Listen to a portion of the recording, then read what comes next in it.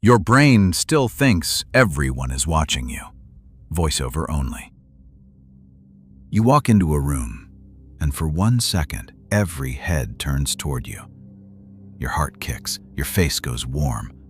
You haven't done anything wrong, and yet some old part of you is suddenly certain you are being judged. You replay a clumsy thing you said years ago and still wince. You feel watched on an empty street. You imagine what they all must think of you, when most of them are not thinking about you at all. You call this insecurity, a flaw you should have outgrown. It's not. It's a survival system hundreds of thousands of years old, doing exactly what it was built to do, keeping you inside the group that once kept you alive.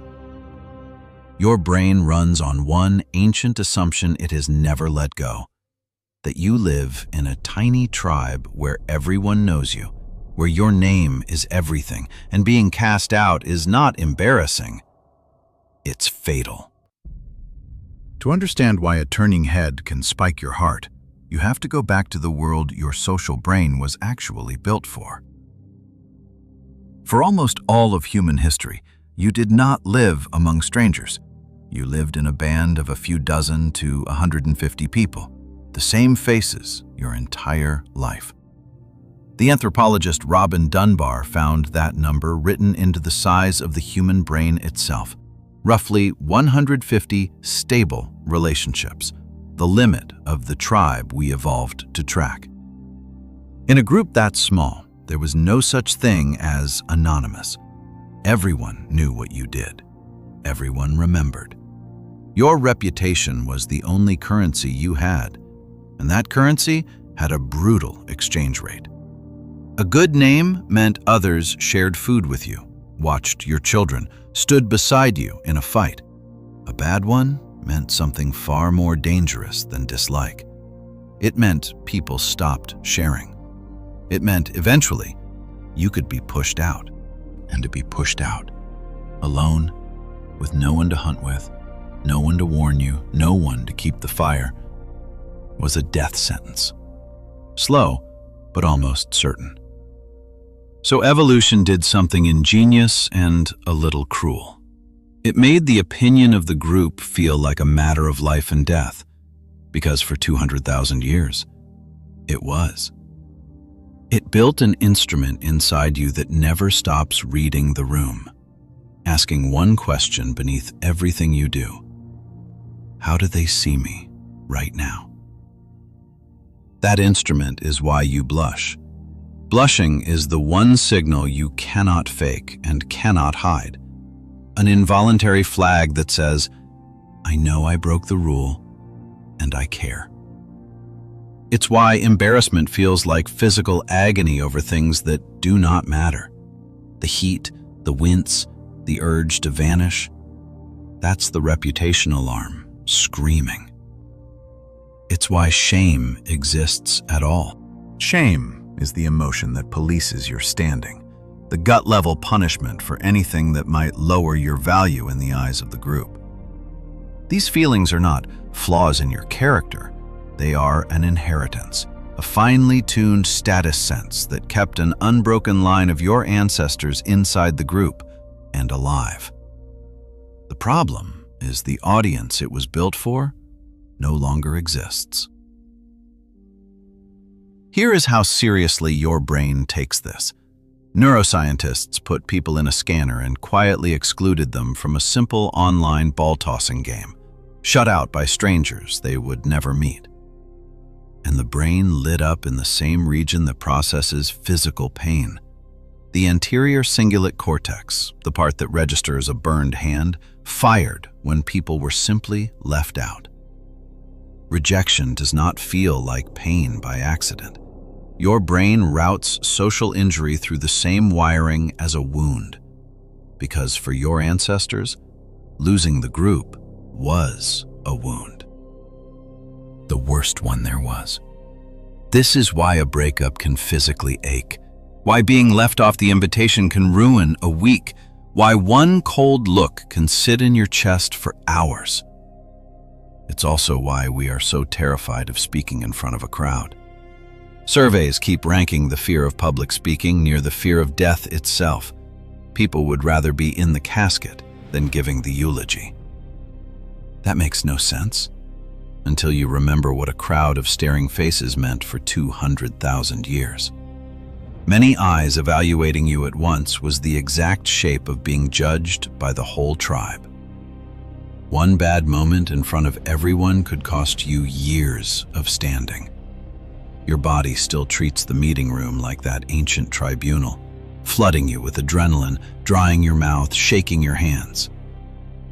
And then there is the audience that never leaves, the one inside your own head.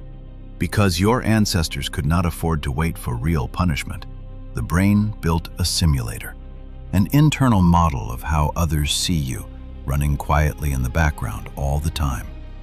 It's the voice that rehearses the conversation before you have it and replays it for days afterward. The one that imagines exactly what they must have thought when you stumbled. Psychologists call one piece of this the spotlight effect. We badly overestimate how much other people actually notice us. You walk around feeling watched, but everyone around you is starring in their own movie, feeling just as watched as you. The whole tribe is performing for an audience that is barely paying attention. Now take that ancient system, the constant monitoring, the dread of judgment, the hunger for standing, and drop it into a world it was never built to survive. For 2 million years, your reputation lived inside one small, stable group of people who knew the whole of you. A bad day could be lived down. They saw your good days too. Social media took that system and wired it to everyone. Now the tribe is not 150. It is potentially millions. And every one is a face your status instrument tries to read. And for the first time in history, your standing has a number on it. Likes, followers, views. The thing your ancestors could only feel is now a score, updated in real time. Your reputation sense was built to be soothed by belonging, to reach a quiet, "You're fine, you're in." Instead, it is handed a scoreboard that always climbs higher and never lets you rest. Then there is comparison. In the tribe, you measured yourself against a few dozen people living roughly the life you lived. You could be the best at something. You had a place.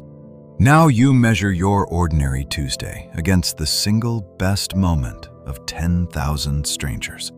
The wedding, the promotion, the jet. A highlight reel your brain reads as everyday reality.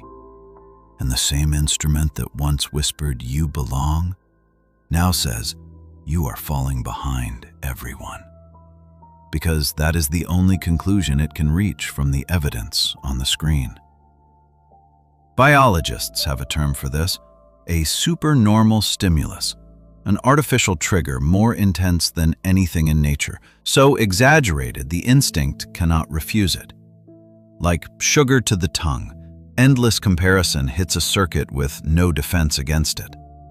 It's why a notification can lift you, and its silence can sink you. A like is a tiny hit of the exact thing your ancestors needed to survive, a sign the group approves of you. So you check, and check again. Not because you are vain, but because a status system built for a village is trying to track the approval of the whole world. And it can never reach the end of the list. This is the trap, not insecurity. A perfect social instinct meeting a world engineered to keep it anxious forever. Here's what nobody tells you when they tell you to just stop caring what people think. You can't. The part of you that cares was not handed to you by culture or a fragile ego. It is the same instinct that bound humans into groups for 2 million years. The drive that made sure someone in your line was never left alone to die. You are not weak, and you are not vain. You are running brilliant, ancient software in a world it was never written for. A reputation sense built for 150 people, loose on an audience of millions. And there is something quietly freeing in seeing it clearly.